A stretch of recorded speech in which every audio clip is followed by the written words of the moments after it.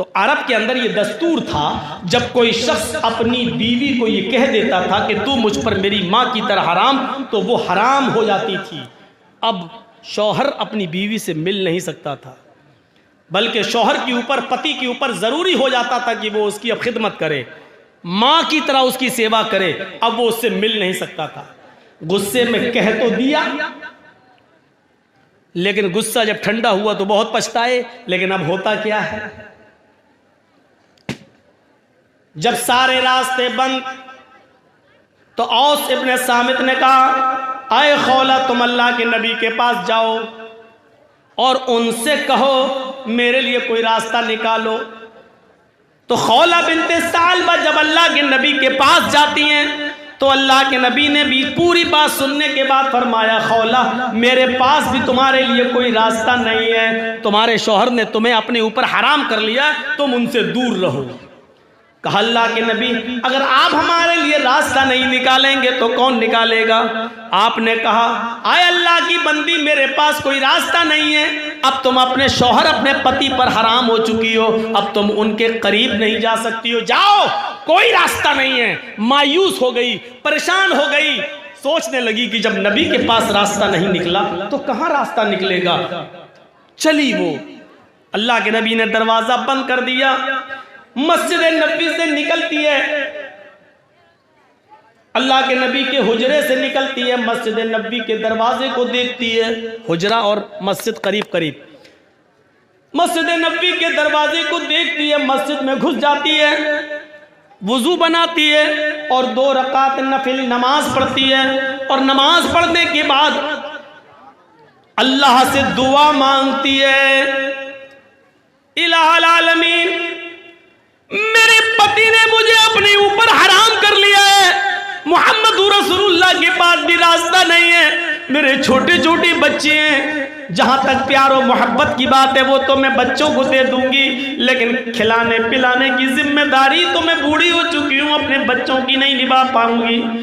आय अल्लाह, इस मौके पर मुझे मेरे पति की सख्त जरूरत है और मेरे पति को मेरी सख्त जरूरत है। बुढ़ापे में दोनों एक दूसरे का सहारा होते हैं। अय अल्लाह, अगर तूने कोई रास्ता नहीं निकाला तो हमारे लिए रास्ता कौन निकालेगा?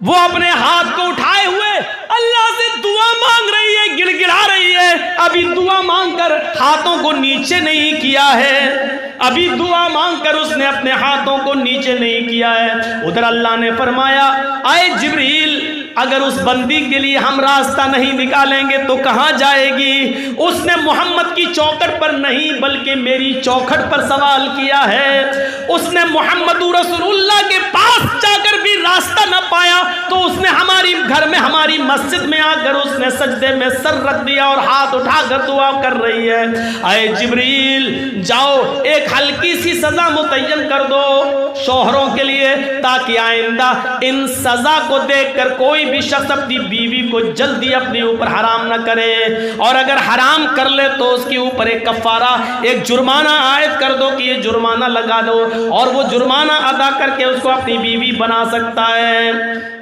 जिब्राइल अमीन आते वही लेकर, अभी इस औरत ने अपने हाथों को नीचे नहीं किया, उधर जिब्राइल अल्लाह के नबी पाक के पास कुरान की आयत लेकर नाजिल होते हैं। कद समी अल्लाहु कौलल्लती तुजादिलुका फी ज़ौजिहा व तश्तकी इलल्लाह। अल्लाह ने उस औरत की बात को सुन लिया जो आपसे बहस कर रही थी अपने पति के बारे में, अपने हस्बैंड के बारे में।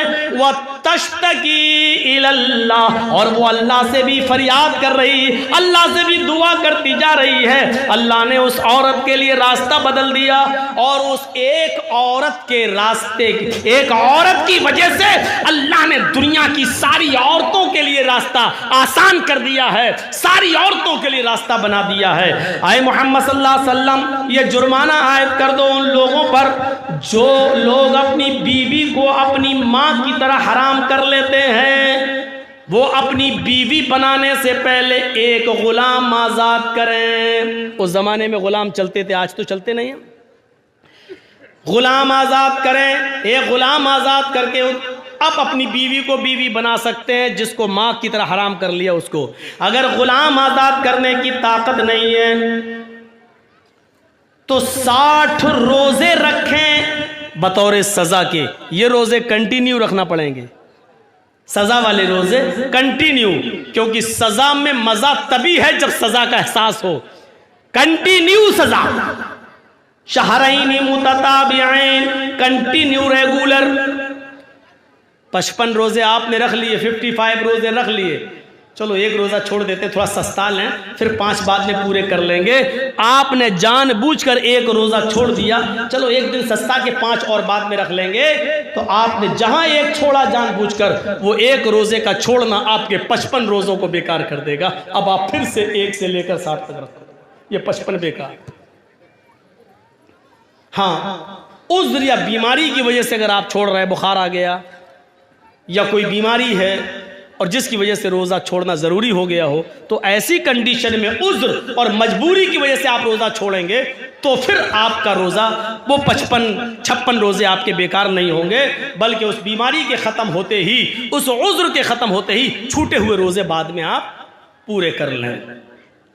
उज़्र और बीमारी की बात अलग है, लेकिन बिला उज़्र के अगर आपने एक छोड़ दिया तो जितने रखे थे वो सब बेकार, फिर से आप 1 से शुरू होगा। बिल्कुल टीबी का कोर्स है ये, 9 महीने दवा खाना है, दवा खा खा के उकता गए, 8 महीने खाई, 1 महीना छोड़ दी, 1 दिन 2 दिन के लिए छोड़ दी, ये कोर्स बेकार। अब फिर से 9 महीने खाओ, 1 से लेके 9। और अगर 60 मिस्कीनों को भी खाना खिलाने की ताकत, 60 रोजे रखने की ताकत ना हो, तो फिर 60 मिस्कीनों को खाना खिलाओ, 60 मिस्कीनों को। अब 60 मिस्कीनों को पेट भर के खाना, चाहे एक ही बार 60 को बुलाकर खिला दो, या 10-10 करके 6 मरतबा में खिला दो। आज 10 को खिला दो, कल 10 को खिला दो, परसों 10 को खिला दो, 10-10 करके 6 दिन में खिला दो, 5-5 करके 12 दिन में खिला दो, 1-1 करके 2 महीने में खिला दो, 60 दिन। लेकिन जब तक 60 मिस्कीन पूरे नहीं हो जाएंगे, तब तक आप अपनी बीवी से मिल नहीं सकते। मसला याद रखिएगा, ये मसले हैं जिनको हम मसाला समझ के खाए हुए बैठे हैं, ये मसले हैं।